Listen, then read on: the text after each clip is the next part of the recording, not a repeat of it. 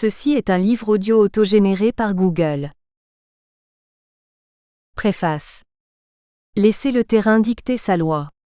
Voilà ce à quoi s'emploie avec rigueur et méthode l'étude sociologique d'une manière générale, et plus particulièrement celle de Pascal Sen. Le problème est que ce type de démarche ressemble fort bien à un travail entrepris sur du déjà dit, ou déjà fait. Le poids des jeunes est considérable dans les villes et les sociétés sénégalaises, Momar Koumba Diop et Ousseynou Faye 2002 sur 713.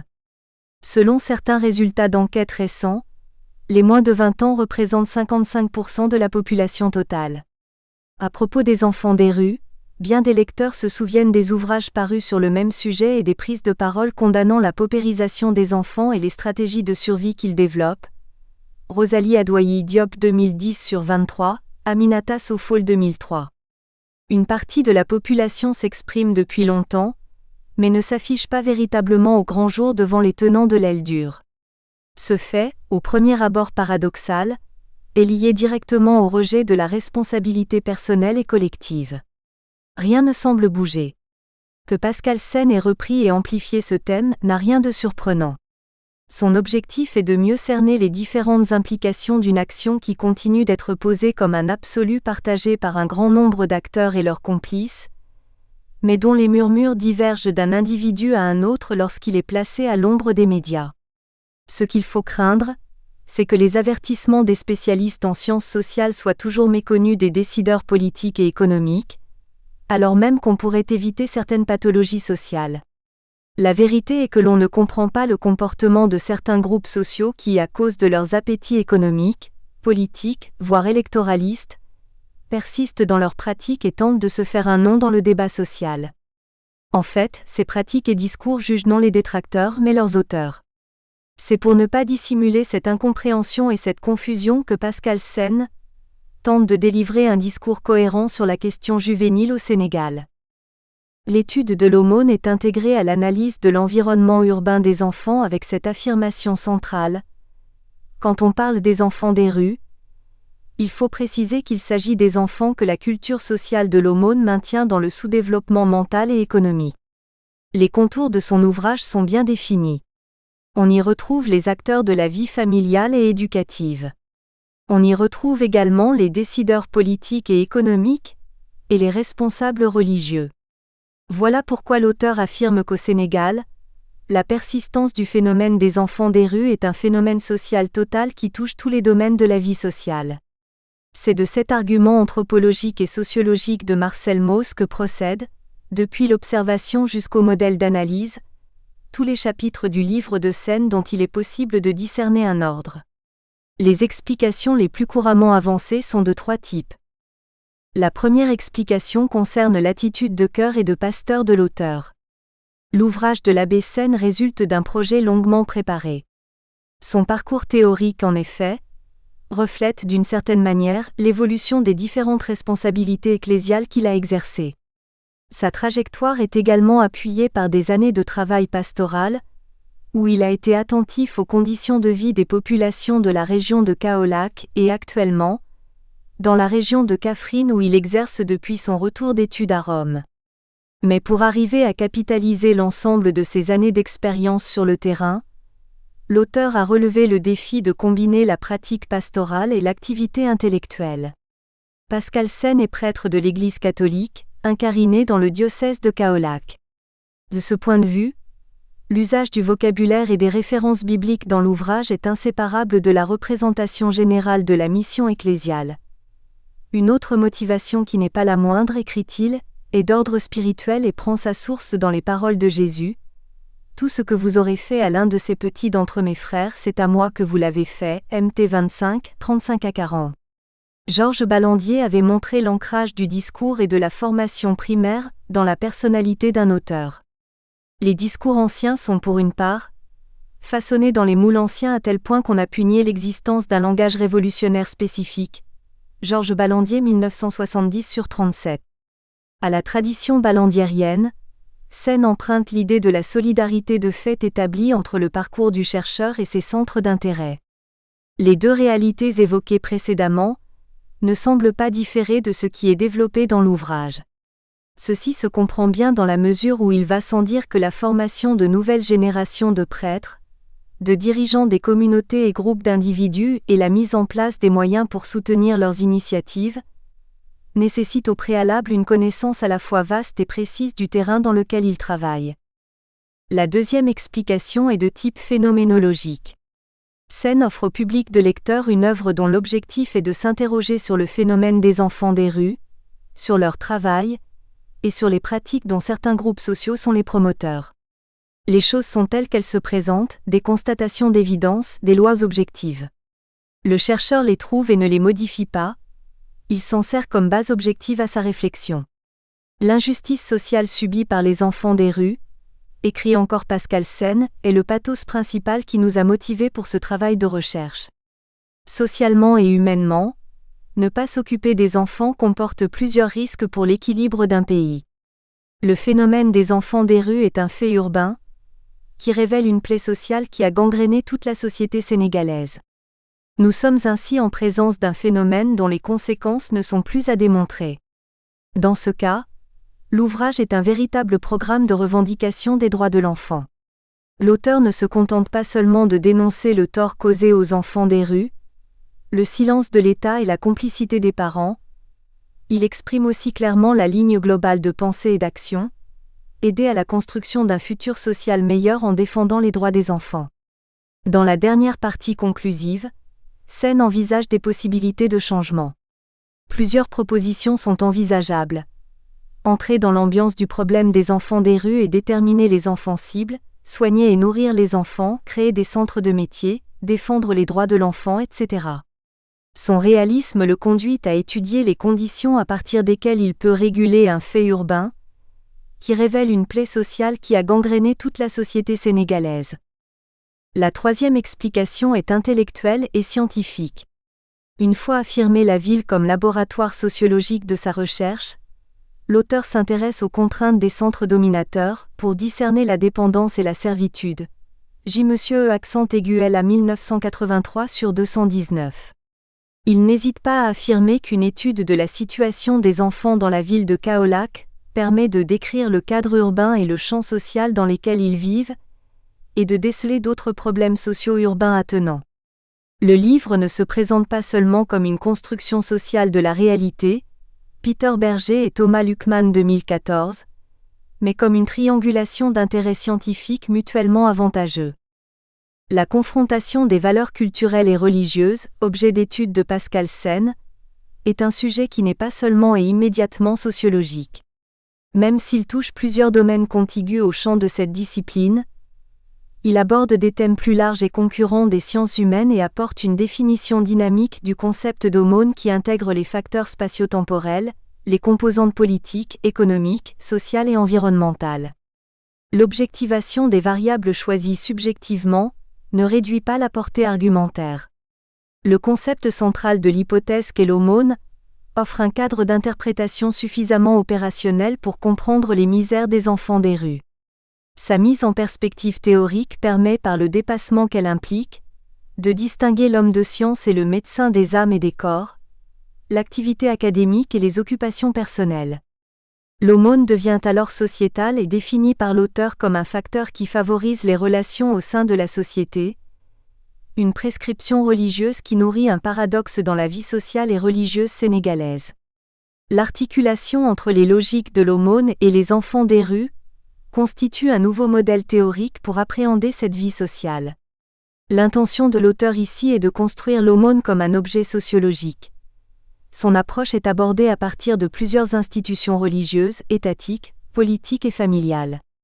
Les rapports entre ces institutions obéissent à des règles non codifiées, qu'il s'agit de mettre au grand jour si on veut s'attaquer à la phase difficile du changement des mentalités et des pratiques. L'analyse de Pascal Sen se situe à la confluence de plusieurs disciplines scientifiques qui font de son livre une sociologie en miettes. En sociologie des religions, il emprunte le principe des attitudes différentes qu'il faut rechercher non dans les circonstances extérieures temporaires, historico-politiques, mais dans le caractère intrinsèque et permanent des croyances religieuses, Max Weber 1964 sur 35. Ce choix le conduit à affirmer que l'aumône se donne pour les motifs religieux, La religion de fait n'interdit pas la pratique de l'aumône, affirme-t-il. L'approche n'est pas moins économique. Bien plus, la réflexion menée autour de la notion d'analyse sociétale et qui aborde les systèmes socio-économiques sénégalais comme des espaces d'éducation et de qualification renvoyant à des formes d'organisation, est très proche de la sociologie économique de Mark Granovetter.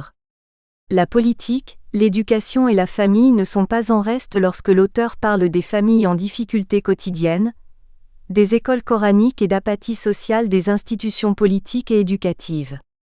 Ce qui correspond d'ailleurs à plusieurs sous-titres du chapitre sur le cadre théorique de la recherche. L'approche systémique et l'approche stratégique appliquées de façon alternative à l'étude sont la confirmation de la complexité des phénomènes sociaux que le chercheur a pour mission d'expliquer. L'ouvrage relève aussi de la psychologie sociale expérimentale, dans la mesure où la méthode d'application constitue la première originalité à une époque où le chercheur doit faire face à plusieurs oppositions. La pratique de l'aumône n'a pas seulement des motifs religieux, économiques et sociaux. Elle touche aussi le domaine psychologique. Qui donne l'aumône est mû par quelque chose qu'une autre personne peut ne pas forcément percevoir. Puisque l'aumône est nourrie par une intention, celle du donateur, il nous intéresse d'étudier la qualité morale des donateurs, écrit-il. L'optique expérimentale de la psychologie sociale, comme l'atteste l'ouvrage de Jacques-Philippe Leyens et Vincent Iserbyt, Psychologie sociale, ne se limite pas au laboratoire. Elle a la prétention de traiter de problèmes de société. La formulation du sujet de sa thèse de doctorat ne suffit-elle pas à elle seule à étayer cette position ?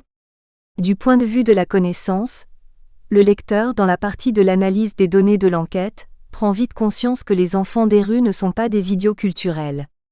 Ceux qui soutiennent leurs activités non plus. On pourrait évoquer les types de raisonnements passionnés, dont le cercle s'élargit. En ce qui concerne les influences réciproques entre les enfants des rues et leurs utilisateurs, Pascal Sen est conduit à élargir l'approche de Jacques-Philippe Leyens et Vincent Iserbyt en prenant en compte les relations d'approbation et de désapprobation du maintien des enfants dans les rues à travers la pratique de l'aumône.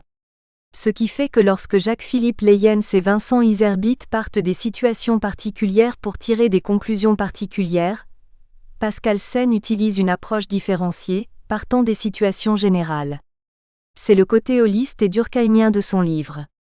L'intersubjectivité, les interactions sociales et les influences réciproques entre les familles des enfants et les défenseurs de l'idéologie religieuse sur la fonction institutionnelle du don font de l'ouvrage une œuvre pionnière dans l'étude des relations sociales.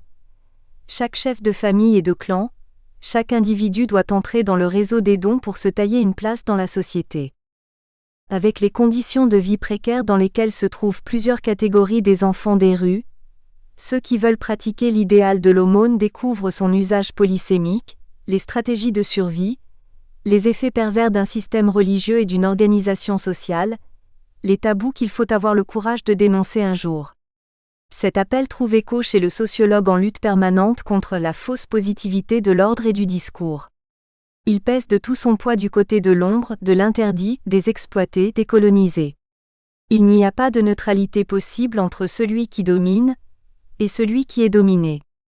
Il faut dénoncer l'aliénation. Alain Touraine 1974/17.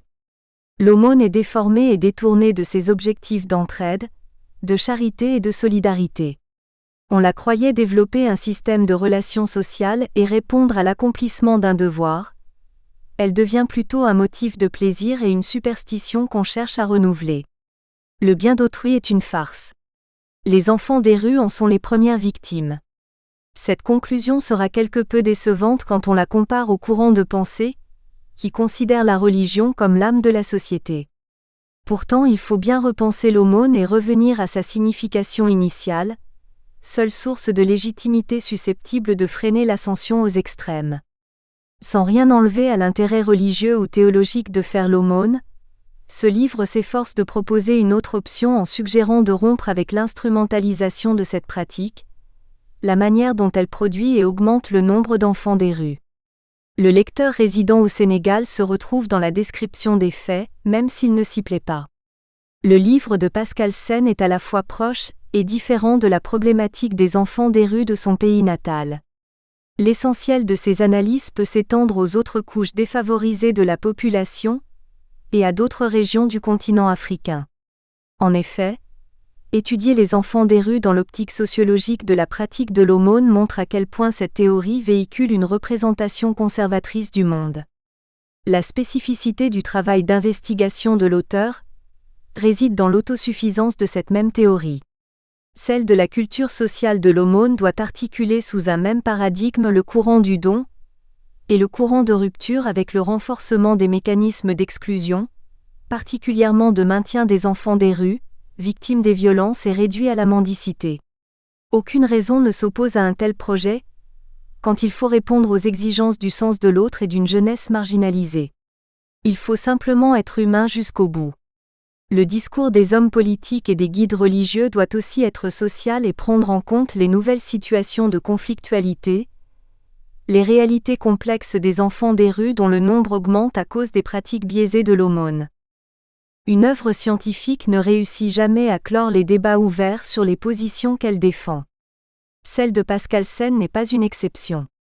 Le lecteur se rendra aussi compte qu'il est difficile de trancher entre deux tendances opposées, si l'on admet que le problème traité dans cet ouvrage a des perspectives multiples que seul l'humain peut concilier. D'autres considérations non moins importantes se rattachent à ce qui précède.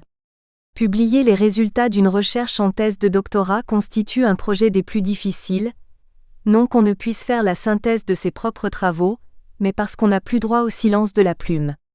Dans le contexte universitaire actuel en Afrique, où la recherche tend à s'arrêter avec la publication du manuscrit de thèse, l'un des obstacles à surmonter par le jeune diplômé bénéficiant de la générosité de son entourage est qu'il doit apprendre à assumer les tâches commencées.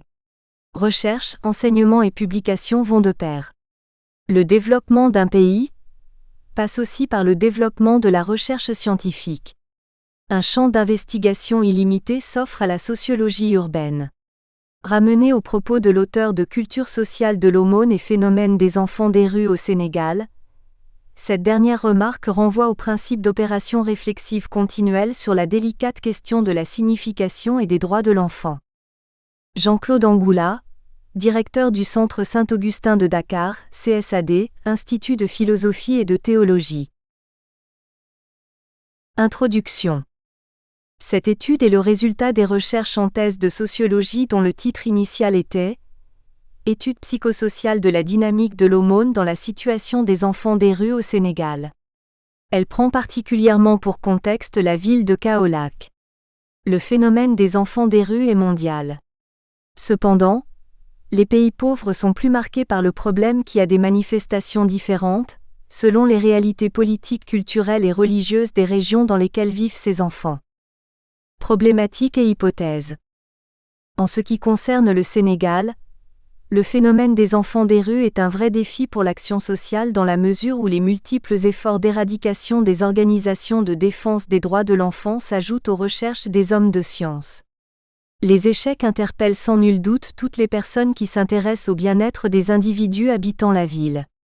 La résolution d'un problème social nécessite au préalable une bonne analyse pour en trouver les causes et les facteurs influents à neutraliser. Pour ce qui est du problème des enfants des rues au Sénégal, comme dans d'autres pays, la fragilité de la cellule familiale a toujours été relevée, mettant ainsi la famille au banc des accusés. Mais est-ce réellement la fragilité familiale le fond du problème, tel que l'ont affirmé certains auteurs, Marguerat 2003, Sommet 2012 ? N'y a-t-il pas, dans le panorama social sénégalais, des pratiques qui favoriseraient la persistance de ce phénomène ? Sans écarter le rôle de la famille, il sied d'élargir le champ d'analyse à toute la société. Ce mouvement théorique et conceptuel, qui permet de percevoir la nature englobante de ce phénomène, pourrait porter sur la place de la pratique de l'aumône dans l'espace socio-religieux et politique du Sénégal. L'aumône ici, déviée socialement et culturellement de sa nature religieuse et humanitaire, revêt curieusement un caractère paradoxal. Comme prescription religieuse, elle nous semble chargée d'ambiguïté. En nous appuyant sur l'hypothèse principale selon laquelle la culture sociale de l'aumône est un facteur qui maintient les enfants dans les rues des villes sénégalaises, nous voulons faire ressortir la dimension socio-anthropologique et psychosociale du phénomène qui s'épanouit au prétexte de l'aumône. La mendicité est une activité principale des enfants des rues, activité qui les lie aux autres membres de la société. Nous sommes dans la sphère du don. L'aumône est perçue comme un don particulier qui marque le quotidien des Sénégalais. Pour une analyse du phénomène des enfants des rues au Sénégal, nous avons principalement eu recours à la théorie du don de Marcel Mauss. La théorie de l'interaction de Goffman est pour nous une base de lecture du phénomène, en ce sens que l'aumône crée une interaction entre donateur et donataire. La théorie de l'interaction symbolique nous a aidé à savoir observer les acteurs de l'aumône. Le phénomène, dans la dynamique du donner et du recevoir, est plein de symboles et d'émotions. La théorie du fonctionnalisme, dont Mauss a hérité de son oncle Durkheim, et celle de la protection sociale nous aident aussi à faire une lecture sociopolitique de la situation des enfants des rues. Par l'essai sur le don, Mauss se révèle fonctionnaliste et protecteur social. La présence des enfants dans les rues du Sénégal questionne la situation de la famille et met en cause l'efficacité de la politique de protection sociale de l'État. Dimension spatio-temporelle de la recherche, motivation et objectifs. Notre étude est circonscrite à la ville de Kaolack en raison de l'implantation de notre institution d'appartenance et des expériences primaires avec les populations de cette localité, qui nous ont fait prendre conscience de l'ampleur du phénomène étudié. Toutefois, la réalité n'échappe pas aux autres villes sénégalaises. L'étude de la situation des enfants dans les rues de Kaolack, à travers la pratique de l'aumône, permettrait de retrouver les représentations des différentes couches sociales dans plusieurs domaines de la vie sociale sénégalaise, notamment la religion et la politique. L'injustice sociale subie par les enfants des rues est le pathos principal qui nous a motivés pour ce travail de recherche.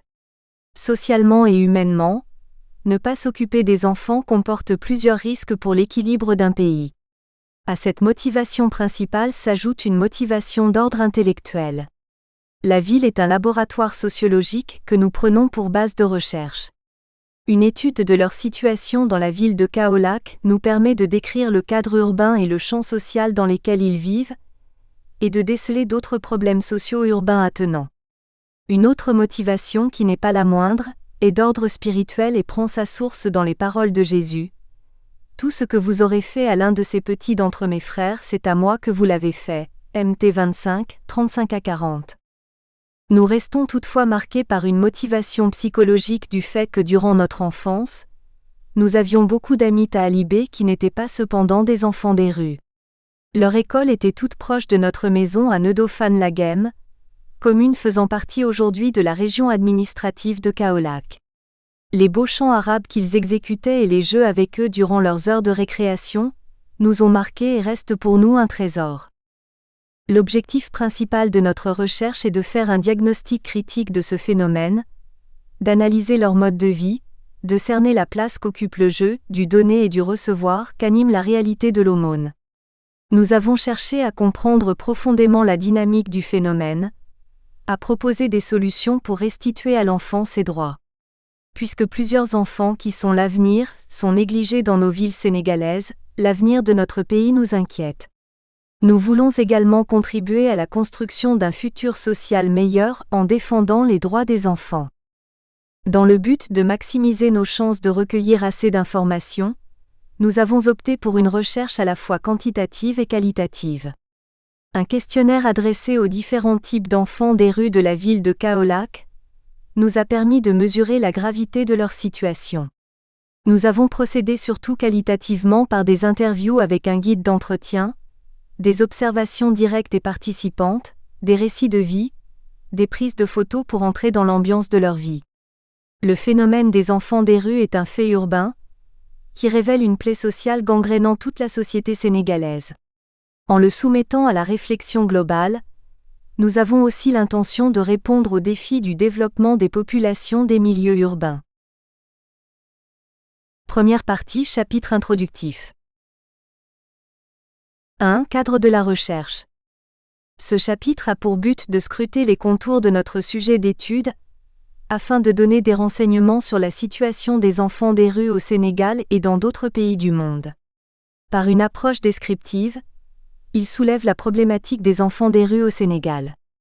Avec l'appui d'une revue littéraire, Il met en relief l'analyse faite par d'autres chercheurs sur le phénomène, les difficultés terminologiques et les problèmes de statistiques. Le phénomène des enfants des rues est un fait urbain qui existe dans plusieurs villes du monde. Il n'est pas seulement sénégalais, il est mondial. Pour plus de précision dans notre étude, cependant, la ville de Kaolack nous sert de champ social de recherche. Notre analyse montrera qu'au Sénégal, la persistance du phénomène des enfants des rues est un phénomène social total qui touche tous les domaines de la vie sociale.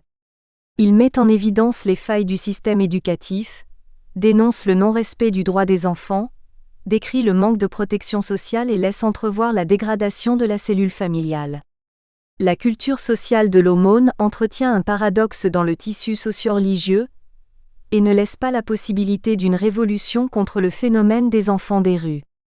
Toutefois, nous ne partageons pas l'opinion selon laquelle la situation des enfants des rues est à la seule responsabilité de la famille. La défaillance de la cellule familiale est l'un des symptômes d'une société malade. Cibler uniquement la famille pour résoudre le problème des enfants des rues porterait à l'échec tout projet d'éradiquer le phénomène. Après avoir scruté les contours et lu plusieurs ouvrages, nous avons fini par donner notre opinion qui nous sert d'hypothèse. En fait, dans notre contexte sénégalais, l'aumône, élément fondamental dans la situation des enfants des rues, nourrit un paradoxe en ce sens qu'elle pérennise ce phénomène en permettant leur situation. La société sénégalaise a développé une culture sociale de l'aumône qui tolère la situation des enfants des rues. Situation géographique et aspect démographique de la région et de la ville de Kaolack. La ville de Kaolack est une ville parmi tant d'autres du Sénégal. Le Sénégal est un pays d'Afrique de l'Ouest, avec une superficie de 196 722 km² et une population de 13 508 715 habitants, selon le recensement général de la population et de l'habitat, de l'agriculture et de l'élevage de 2013, RGPHAE. La ville de Kaolack fait partie de la région dont elle porte le nom. Elle fait partie d'un ensemble régional qui se situe entre 14,30 degrés et 16,30 degrés de longitude ouest et 13,30 degrés de latitude nord.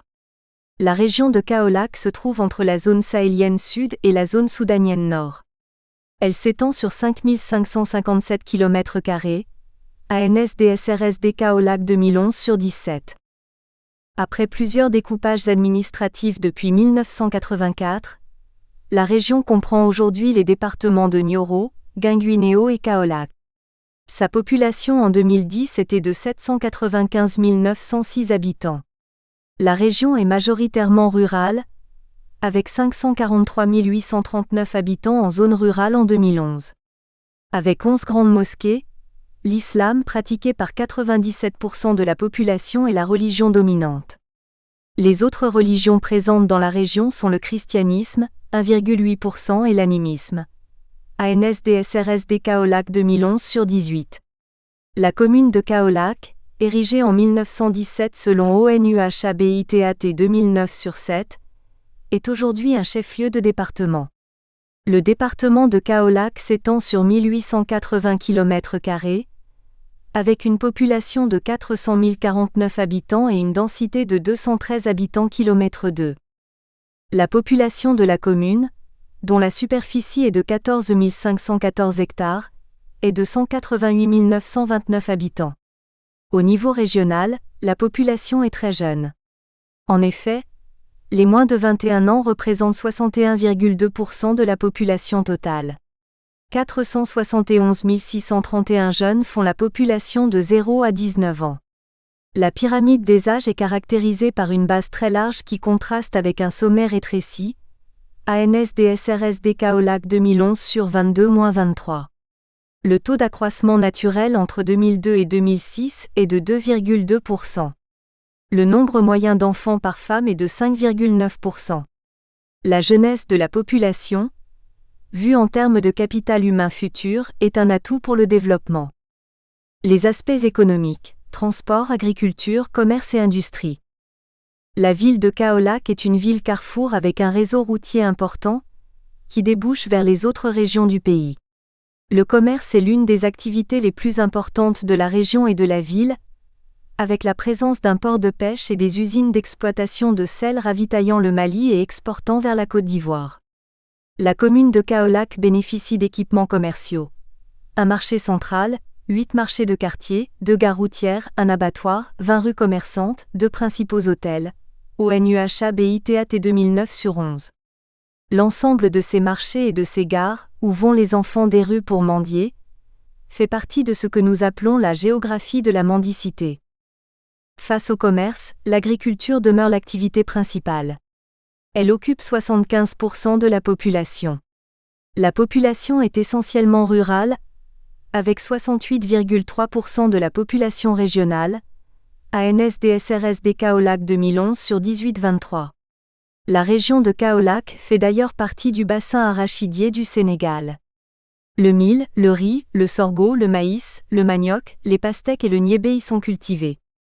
L'élevage de bovins, d'ovins, de caprins, d'équins, d'arcins, de porcins et de volailles y est aussi pratiqué. La population de la région de Kaolack, comme celle de tout le pays, est majoritairement rurale. Le tissu industriel n'est pas épais, ANSDSRSD Kaolack 2011/19. La Société nationale de commercialisation des oléagineux du Sénégal, SONACOS Lindiane, devenue SUNEOR, produit de l'huile. La NOVASEN créée en 1989 est aussi productrice d'huile d'arachide. La nouvelle Société des salins du Ciné Saloum, NSSS, s'emploie dans l'exploitation du sel. La SODEFITEX présente à Kahone, traite le coton et confectionne des tissus. La centrale électrique de Kahone fournit l'électricité. Aspects éducatifs et scolaires. Le taux d'analphabétisme reste très élevé, avec 33,8%. Le système éducatif comprend l'enseignement préscolaire, l'enseignement élémentaire, l'enseignement moyen et secondaire, l'enseignement technique et la formation professionnelle, l'éducation non formelle, l'éducation intégratrice, l'enseignement de l'arabe et l'enseignement supérieur. ANSDSRSD Kaolack 2011/37. Le secteur de l'enseignement de l'arabe souffre du fait qu'il existe de nombreuses structures souvent inconnues des autorités académiques, qui dispensent un enseignement de l'arabe qu'il est difficile de contrôler, page 54. Kaolack regorge de nombreux daharas, non contrôlés par l'État. Soulignons au passage, avec le projet de loi portant statut du dahara, ce que est un dahara. Au Sénégal, il s'agit de toute institution islamique qui scolarise des apprenants âgés de 5 à 18 ans pour la mémorisation du Coran et l'éducation religieuse, République du Sénégal 2014, art. 1. Il y a un manque d'informations statistiques sur les daharas non formels. Les enfants qui mendient dans les rues ne sont pas comptabilisés. Or personne ne peut nier leur existence. Selon ANSDSRSD Kaolack 2011/36-52, la région de Kaolack compte 695 daharas et 667 écoles élémentaires. 265 des daharas et 68 des écoles élémentaires se trouvent dans la commune de Kaolack. En outre, la région abrite 70 collèges d'enseignement moyen et 17 infrastructures pour l'enseignement secondaire dont 14 dans le département de Kaolack. L'unique établissement de l'enseignement technique se trouve dans la ville de Kaolack.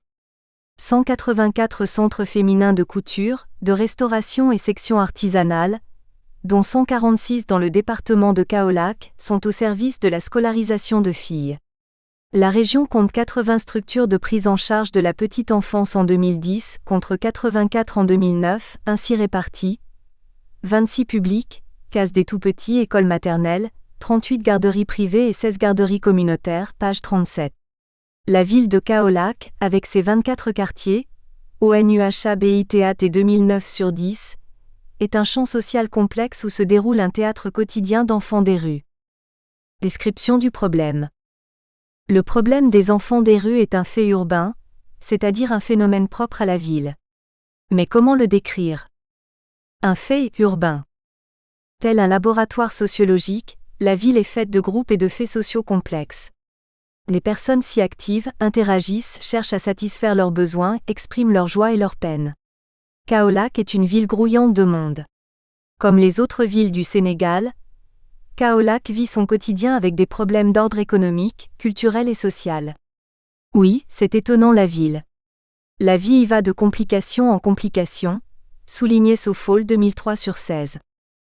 Dans les villages, les relations sont simples et les liens sociaux solides, Durkheim 2007. La présence des enfants dans les rues des villages ne pose pas problème. Tous les auteurs qui ont étudié le phénomène ont pris pour base la ville, Combier 1994, Stocklin 2000, Pirot 2004, Lété 2003, Morel 2007. Marguerat 2003/7 affirme que à tous les niveaux de la société urbaine, les plus favorisés compris, le mode de vie citadin moderne est en lui-même un facteur d'affaiblissement des liens familiaux. Disparition du contrôle de la communauté sur les faits et gestes de l'individu, réduction de la taille du groupe de résidence. Il continue en précisant que la misère des campagnes expulse vers la ville des jeunes qui espèrent y trouver du travail, mais n'ont aucune des compétences indispensables, par exemple, la maîtrise de la langue utilisée par les citadins, et ce fait risque fort de très vite mal tourner.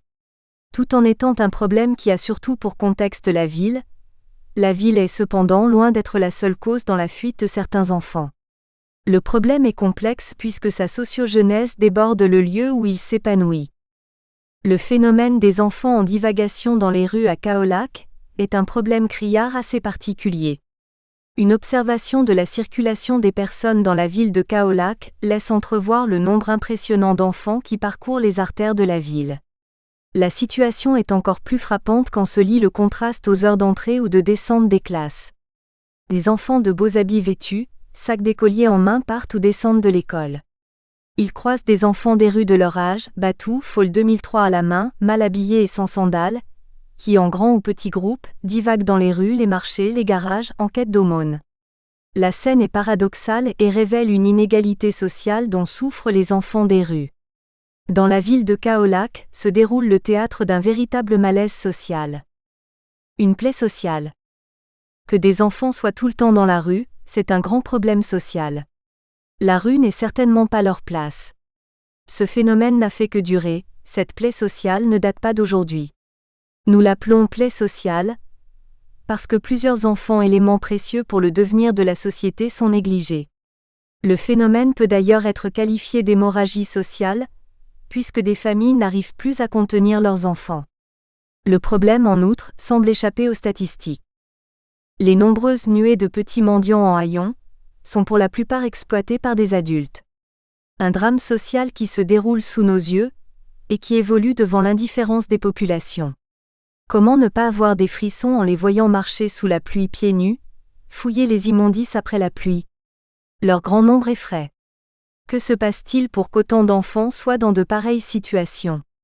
Ces enfants qui pourtant, par le passé, étaient signes de la bénédiction de Dieu et de la continuité des familles et des clans. Calvé 1989/72.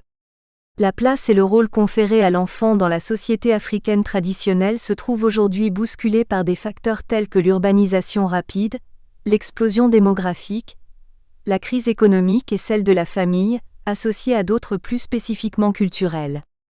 De sa position fondamentale de promesse pour l'avenir, Marguerat et Poitou 1994/23, l'enfant tend à devenir une charge et l'objet de processus d'exclusion de la famille, de l'école et de la société, Rivard 2004/145. Après plus de 50 années d'indépendance, devons-nous encore trouver de telles situations dans nos villes du Sénégal? Pourtant les médias ne cessent de décrire et de dénoncer le phénomène qui, depuis la période coloniale, marque l'échec des politiques d'urbanisation et de protection sociale. Le phénomène des enfants des rues au Sénégal est un fait politique parce qu'il soulève la fragilité des politiques de protection sociale. Des efforts politiques échoués. À en croire Fay et Tube 2003, qui parle des marginaux et l'État à Dakar, le phénomène de la mendicité date de l'histoire coloniale, 1857 à 1960. Dakar était déjà encombré par la présence de marginaux. Pour la promotion du tourisme, l'État avait décidé d'éradiquer les marginaux de l'espace urbain. Plusieurs personnes, dont les acteurs de l'économie informelle et de la sébile tendue, page 93, venant des villages pour les villes, en étaient été victimes. Il précise, dans le cadre de l'éradication de la mendicité et de la prostitution, dite par ailleurs nettoyage moral, que c'est sous la direction de Mamadou Dia, président du Conseil entre 1960 et 1962, que ces axes ont été définis et mis en application. L'objectif d'effacement du marginal de la sphère publique a été une des priorités de la puissance publique. Rappelons que les premiers acteurs de la mendicité urbaine se recrutèrent parmi les enfants mineurs libérés de la condition captive, les populations affamées des zones rurales proches des villes comme Saint-Louis et les élèves de l'école coranique. Ils forment la catégorie de mendiants focalisant l'attention des pouvoirs publics coloniaux, soucieux du rayonnement de l'école coloniale et influencés par la lutte engagée en Europe au XIXe siècle contre l'enfance errante et le travail des enfants, page 97. En plus, les années 68 ont été des années marquées par une forte crise économique et agricole.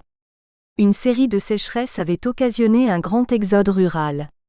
La prolifération des mendiants et talibés mendiants dans les villes du Sénégal avait créé un véritable encombrement humain à Dakar. L'expression encombrement humain, pour qualifier les mendiants, met en relief l'aspect hygiénique à apporter aux villes. Depuis la période coloniale, les gouvernements ont toujours cherché à assainir les villes par diverses politiques de sécurité et de protection sociale, Fay et Tube 2003/100. Depuis la période des indépendances, 1960, il a toujours existé, selon les gouvernements, un ministère de l'enfance ou de la petite enfance chargé de la protection des enfants.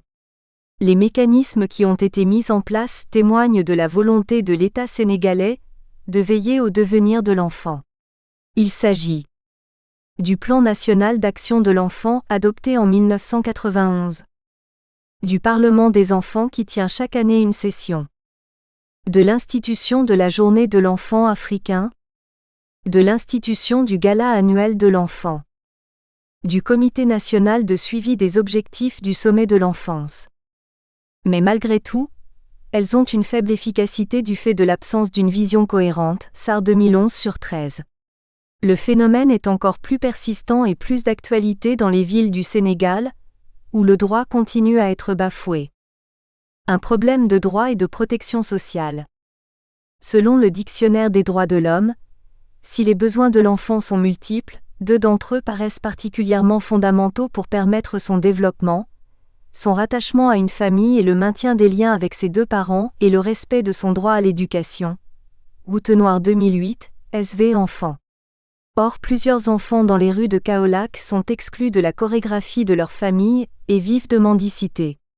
Le problème est juridique quand on sait que le 20 novembre 1989 a été ratifiée la Convention internationale des droits de l'enfant à laquelle le Sénégal a adhéré. Cette convention souligne d'ailleurs en son préambule que la nécessité d'accorder une protection spéciale à l'enfant a été annoncée dans la Déclaration de Genève de 1924 sur les droits de l'enfant adoptée par les Nations Unies en 1959, et qu'elle a été reconnue dans la Déclaration universelle des droits de l'homme, dans le Pacte international relatif aux droits civils et politiques, en particulier aux articles 23 et 24, dans le Pacte international relatif aux droits économiques, sociaux et culturels, en particulier à l'article 10, et dans les statuts et instruments pertinents des institutions spécialisées et des organisations internationales qui se préoccupent du bien-être de l'enfant. À la suite de cette convention, une charte africaine des droits et du bien-être de l'enfant a été adoptée lors de la conférence des chefs d'État et de gouvernement de l'Organisation de l'Unité africaine, OUA, qui s'est tenue à Addis-Abeba du 9 au 11 juillet 1990. Guerrari 1991, en faisant un commentaire sur cette charte, souligne que la Déclaration mondiale en faveur de la survie, de la protection et du développement de l'enfant rappelle qu'il est hélas souvent la victime de la faim, de la crise économique, de la pauvreté, des épidémies, de l'analphabétisme, de la violence, etc. Ainsi 40 000 enfants meurent chaque jour de malnutrition ou de maladie. Une telle réalité est le lot quotidien de nombreux enfants en Afrique, continent dont on sait les multiples difficultés de tous ordres, pages 736 à 737. Avec la présence des enfants dans les rues de Kaolack, le code pénal sénégalais, en plusieurs de ses articles, se trouve bafoué. En fait, selon l'article 245, la mendicité est interdite. Tout acte de mendicité est passible d'un emprisonnement de 3 à 6 mois. Seront punis de la même peine ceux qui laisseront mendier les mineurs de 21 ans, soumis à leur autorité. Le phénomène est donc un problème juridique qui perdure, malgré les efforts politiques. Il révèle d'ailleurs un système éducatif hybride. Un système éducatif hybride. Le caractère hybride du système éducatif sénégalais saute à l'œil nu. Pendant que des enfants sont dans les classes, d'autres sont dans les rues en train de mendier ou de travailler.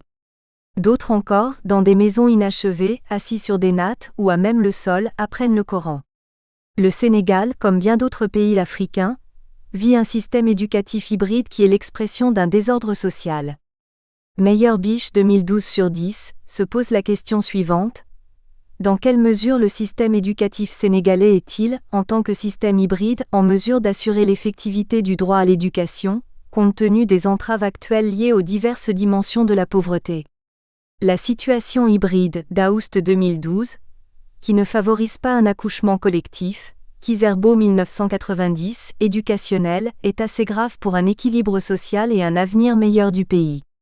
Le phénomène des enfants des rues est une démission de la société sénégalaise, qui ne prend pas soin de ses enfants. Une société qui renonce à prendre en charge sa jeunesse et à la doter des outils d'une promotion optimale, enterre son propre avenir. C'est une société suicidaire, Kizerbo 1990/15. Les Dahara posent problème au système éducatif sénégalais au point de faire naître un projet de loi face à des difficultés et risques majeurs, notamment un environnement précaire marqué par l'insécurité physique et sanitaire des enfants, la multiplicité des curricula, la prolifération incontrôlée de Dahara, l'augmentation de la mendicité et des situations de maltraitance des enfants. Un contexte international marqué par la montée des extrémismes, République du Sénégal 2014. Ce projet de loi souffre d'être contesté et par conséquent crée une grande polémique dans l'opinion publique sénégalaise.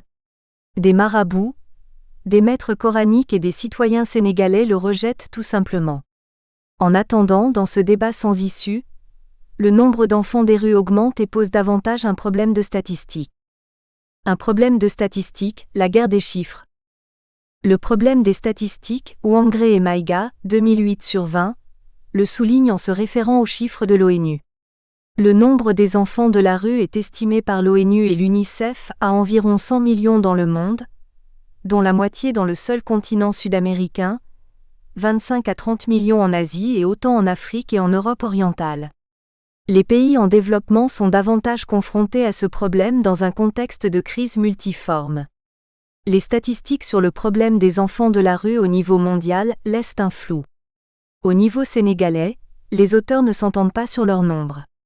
Human Rights Watch, en 2010, souligne qu'au moins 50 000 enfants fréquentant des centaines d'internats coraniques Dahara, au Sénégal sont soumis à des conditions qui s'apparentent à de l'esclavage et sont victimes de graves abus. Page 2.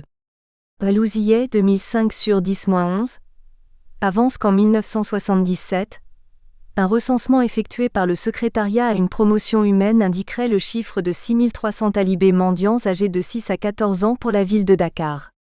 Le gouvernement de Dakar, SIC, estime que ce nombre a augmenté de manière exponentielle pour atteindre 90 000 rien qu'à Dakar, soit 6% de la population totale. D'après une évaluation réalisée en collaboration avec l'UNICEF en 1991, Dakar compte à elle seule 100 000 talibés concernés par la mendicité.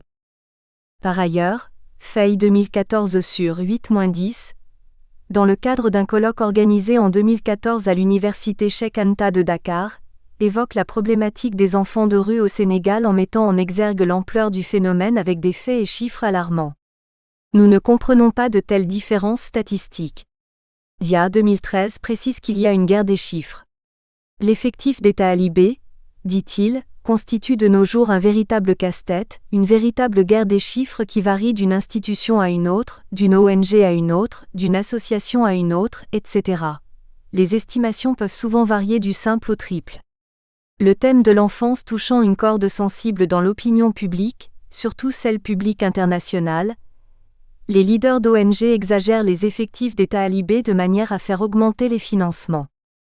Notons ici que Dia, 2013, reprend en partie le constat de Pirot, 2004/19, dans sa critique des statistiques au niveau mondial. Morel 2007/53, rejoint Pirot et souligne que dans de nombreux pays à travers le monde, des organisations internationales et des ONG ont gonflé les effectifs d'enfants de la rue dans le but d'obtenir des budgets conséquents. Stocklin 2000/35 dénonce cet obscurantisme et précise que l'obnubilation quantitative, dont l'objet est la recherche de légitimité pour intervenir, met les institutions d'entraide en concurrence sur le marché de la misère. Une telle guerre et un tel gonflement des chiffres créent l'amalgame, comme le souligne Marguerat 2003/24, et ne permettent pas de mesurer quantitativement l'ampleur du phénomène. Par conséquent, le problème n'est pas non plus statistiquement maîtrisé à Kaolack. La complexité du phénomène des enfants des rues se lie aussi dans la difficulté d'une précision terminologique.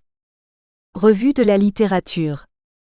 Des réflexions menées dans le cadre du phénomène des enfants évoquent des expériences multiples. Rappeler quelques-unes de ces expériences, puis prendre du recul par rapport à elles, s'impose à nous comme démarche de construction de notre objet d'étude. Problème de précision terminologique. Il faut souligner que le phénomène des enfants de la rue est apparu au grand jour au début des années 1980, ce qui ne signifie pas qu'il n'existait pas auparavant, Pirot 2004/13. Sa complexité et l'intérêt qu'il a porté chez les chercheurs expliquent le besoin d'une précision terminologique. Lors du Forum de Grand Bassam en 1985, en Côte d'Ivoire, le Bureau international catholique pour l'enfance, BICE, et l'ONG ENDA, en collaboration avec l'UNICEF, Dramé 2009/10, ont travaillé à dégager une typologie des enfants, enfants de la rue, enfants dans la rue, etc. Les auteurs et chercheurs psychologues et sociologues en tiennent désormais compte. Lalard 2004/59, par exemple, allant dans le sens de Pirot 2004/17, attire notre attention. Il faut distinguer enfants dans la rue, enfants de la rue, et enfants pour la rue. Les premiers rentrent à la maison le soir, après avoir passé toute la journée à errer dans la rue. Les seconds sont en rupture avec leur famille, au sein de laquelle ils ne peuvent ou ne veulent pas retourner. Ils vivent la journée et la nuit dans la rue. Les deux catégories peuvent alors se fondre dans un groupe communément appelé « enfants pour la rue ». Leur vie s'identifie avec la rue, ils ne peuvent s'imaginer un autre type d'existence. Comme nous le démontre aussi Combier, 1994/27, qui abonde un peu dans le même sens que Lalard, le phénomène reste difficile à qualifier face à une typologie complexe des enfants des rues. Il y a des enfants de la rue, les enfants dans la rue, les enfants à la rue, et chaque terme recouvre une notion différente et complémentaire des autres. La catégorie des enfants à la rue serait un état intermédiaire entre les enfants dans la rue et les enfants de la rue. Aptekar 1994/96-97, de son côté, revoyant la classification faite par différents auteurs, parle d'abord d'enfants de familles pauvres travaillant dans la rue durant la journée, ensuite d'enfants indépendants de leur famille et travaillant en rue, d'enfants dans la rue avec leur famille et enfin d'enfants en rupture totale avec leur famille. Cette revue des classifications par Aptekar met en exergue des situations où des familles entières sont dans la rue. De cette manière, le problème monte de niveau de gravité et nous pousse à nous redemander si la famille qui finit par être elle-même dans la rue est vraiment à l'origine de sa situation. Combier précise qu'il s'agit d'une réalité multiple, complexe et comme telle loin d'être immédiatement saisissable. Combier 1994/28. Pirot, à l'instar de Combier, met en relief une situation transitoire entre enfants dans la rue et enfants de la rue, qui s'appellerait enfants à la rue, Pirot 2004/17. Elle précise que les limites entre ces trois catégories ne sont pas très claires, mais il semble important d'essayer de les distinguer, surtout lorsqu'on se situe dans une perspective et une logique d'action orientée vers la réinsertion. Stocklin souligne que la distinction entre enfants dans la rue et enfants de la rue est insuffisante. Elle répond avant tout à des objectifs de classification et non de compréhension. Elle vise à cibler une population sur laquelle on va intervenir sans forcément chercher à comprendre le point de vue subjectif des premiers intéressés. Stocklin 2005/36. Le phénomène est tellement complexe que la distinction entre la définition et la description de la population des enfants des rues reste toujours difficile. Lucchini 1993/19. Salmon Marcha corrobore cette affirmation en soulignant que la distinction entre les enfants de la rue et dans la rue a un intérêt analytique, mais n'ajoute rien à la saisie globale du problème, dans la mesure où ce sont les problèmes familiaux et sociaux qui importent. Diop 2010/42 fait cas d'une autre terminologie en renseignant qu'il existe au Sénégal un certain consensus autour de l'expression « enfants et jeunes en situation difficile » pour être plus englobant et moins stigmatisant. Dramé avait déjà critiqué ce concept qui, selon elle, paraît trop bien vague pour faire ressortir la différence entre la situation des enfants des rues et celle d'autres enfants pauvres ou défavorisés. Il ne rend pas totalement compte de la situation de marginalité dans laquelle se trouvent les enfants en question. Dramé 2009/11. Marguerat, adoptant les terminologies de enfants de ou dans la rue, fait une autre critique en soulignant qu'un effort de clarification des catégories pertinentes a permis de mieux cerner la pluralité des situations concrètes que beaucoup d'intervenants, et en particulier les pouvoirs publics et les organisations internationales, ont souvent tendance à regrouper en de grandes dénominations fourre-tout comme enfants en situation difficile, ou, qualification pas vraiment plus précise, extrêmement difficile. Marguerat 2003/5. Pour être opératoire, les typologies doivent s'appuyer sur la prise en compte simultanée de plusieurs variables, les unes spatiales, les autres sociales. Nous avons vraiment du mal à sortir de ce labyrinthe terminologique. Pour notre part, nous optons pour le terme enfant des rues, pour désigner toutes ces catégories. Il est plus englobant, il recouvre des situations individuelles très différentes. Agence française de développement et SAMU social international 2011/12. Un problème mondial. Nous le savons, le problème n'est pas seulement sénégalais. Des auteurs en parlent et révèlent que le phénomène existe dans d'autres pays. Combier 1994, Stocklin 2000, Pirot 2004, Lété 2003, Morel 2007, Marguerat 2003. Tessier en 1998 s'est engagé dans une large recherche sur le phénomène des enfants des rues. Avec lui, un ensemble de chercheurs a fait, sous forme de séminaire, une contribution socio-anthropologique de l'enfant dans l'espace urbain, afin de brosser un tableau aussi large que possible de ces enfants, de Brazzaville à Chicago, en passant par Bogota, la Chine ou Paris. Tessier 2005. Les auteurs des articles de ce livre mettent plus l'accent sur la situation, la vie, le comportement des enfants dans la rue et sur des structures de prise en charge, sans trop s'appesantir sur les causes du phénomène. Marguerat, 1999, dans un essai de synthèse sur les processus de production d'enfants de la rue en Afrique noire, cherche les chemins qui mènent à la rue. Il met en exergue les pesanteurs culturelles et l'exode rural, et les souligne comme cause. Mais bien avant, en 1997, il soulignait comme cause du phénomène des enfants des rues les effets de la grande pauvreté et la carence affective au sein de la famille. Il est de ceux qui accusent la famille et la prennent comme facteur principal. L'enfant peut être dans la rue, dit-il, pour y trouver de quoi vivre, avec l'accord ou sur ordre des siens, page 75. La marginalisation par la famille peut pousser l'enfant à prendre la fuite. À l'origine, ajoute-t-il, il y a une situation de carence affective, qui aboutit à une situation de rupture avec les adultes, page 77.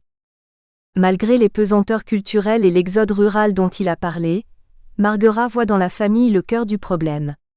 Très généralement, dit-il, il y a au cœur du problème de tout enfant en grande difficulté sociale, notion volontairement floue pour être aussi extensive possible, la question de ses relations avec sa famille et d'abord avec le couple de ses parents. La marginalisation par la famille, et la grande difficulté sociale de l'enfant dont il parle, ne sont-elles pas symptômes d'une autre crise qui fragilise la famille elle-même ?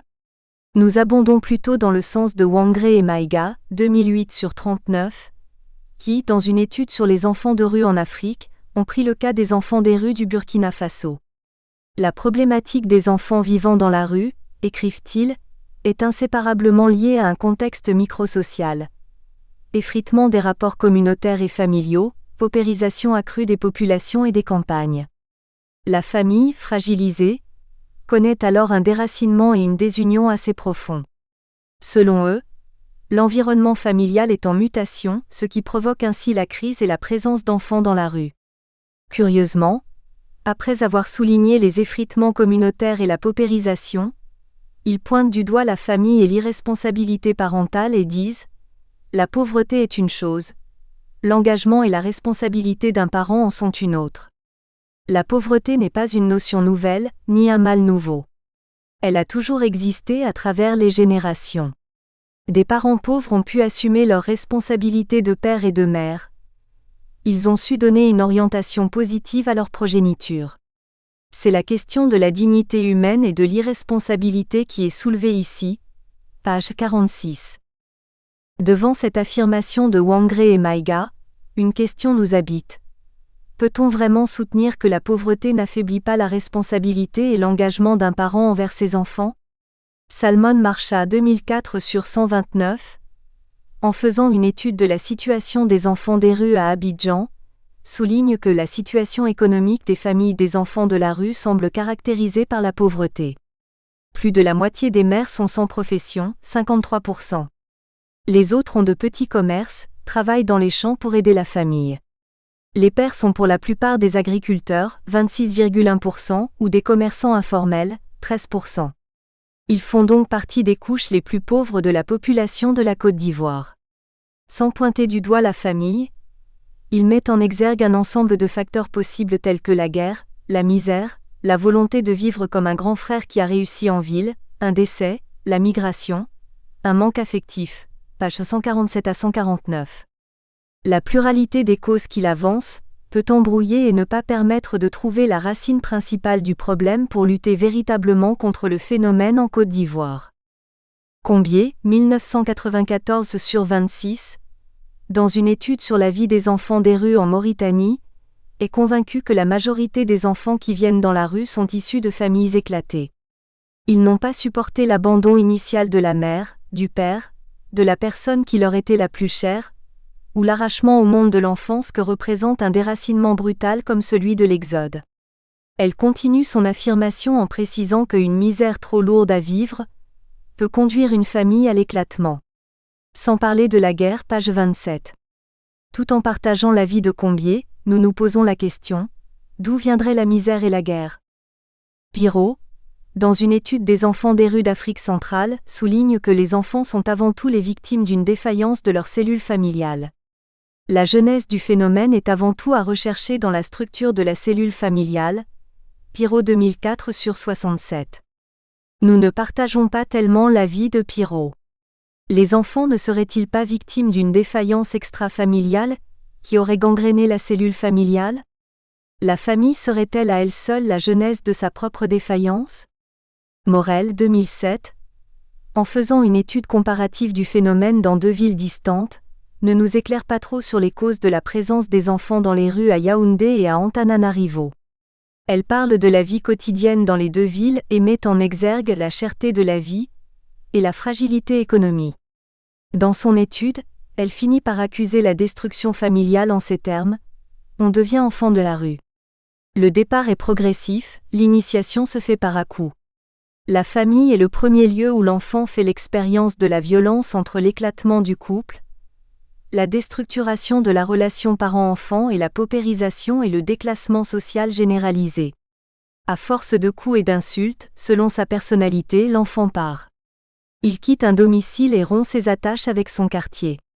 Tout bascule. Alors les enfants tendent à se revendiquer comme de la rue, Morel 2007 sur 254.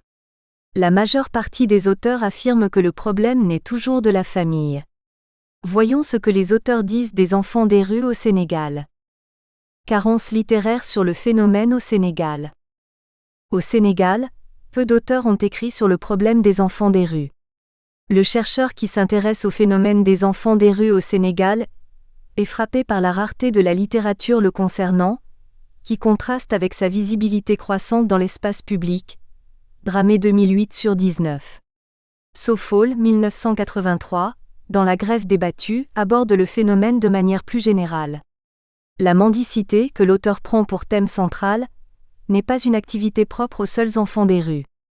Son roman convoque divers personnages, enfants comme adultes mendiants, qui ont fait une grève en riposte à la politique de l'État de nettoyer la ville de son encombrement humain. Son approche du thème de la mendicité et par relation, de l'aumône nous intéresse fortement. Elle souligne la nécessité pressante que trouvent des personnes à donner quotidiennement l'aumône. La greffe débattue décrit la réalité sociale sénégalaise où l'aumône a une force parce que capable, quand elle est donnée, de procurer protection, bien-être et promotion sociale.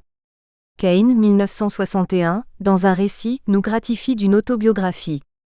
Il raconte sa vie d'élève de l'école coranique et son transfert à l'école nouvelle. Son récit, tout en faisant percevoir la condition de vie des talibés, souligne l'aspect culturel et conservateur des maîtres coraniques qui s'opposent à l'école nouvelle. À l'opposé des maîtres coraniques, d'autres personnages, comme la Grande Royale de l'aventure ambiguë de Cheikh Hamidou Kane, prônent l'inscription de leurs enfants à cette école nouvelle pour apprendre l'art de vaincre sans avoir raison. Cheikh Hamidou Kane relève une déchirure dans l'éducation nationale du Sénégal, ou du moins une opposition de deux systèmes éducatifs, d'une civilisation importée par le colonisateur avec l'implantation de l'école étrangère contre l'école coranique. En mettant en relief la souffrance de Samba Diallo, élève de l'école coranique, souvent battu par son maître Tierno, C.H. Kane ne nous permet pas de déterminer avec exactitude les causes du phénomène des enfants des rues. Cependant, son récit reste d'un grand apport pour nous, dans la mesure où il met en exergue la vie et la souffrance du talibé qui pouvait bien fuguer et devenir un enfant des rues. En plus, la résistance du maître coranique reste l'une des réalités actuelles. En outre, le récit de Kane confirme que tout talibé n'est pas un enfant des rues. Sous la direction de Balou Ziyeh, 2005, un ouvrage bénéficiant de l'apport de plusieurs auteurs aborde la question des enfants des rues au Sénégal. Parmi ces auteurs, on peut citer Ndiaye, qui se focalise sur les aspects dramatiques de ce phénomène social, Ndiaye 2005/5. L'auteur écrit « Si le continent africain est aujourd'hui en retard, c'est parce que, entre autres, il y a des pesanteurs endogènes propres à celui-ci. Parmi ces pesanteurs figure, en tout cas pour ce qui est du Sénégal, la situation dramatique, désastreuse, inquiétante et choquante des enfants de la rue. Comme Ndiaye, les auteurs étayent, photo à l'appui, la vie et la situation des talibés et accusent les marabouts, les familles et l'État sénégalais.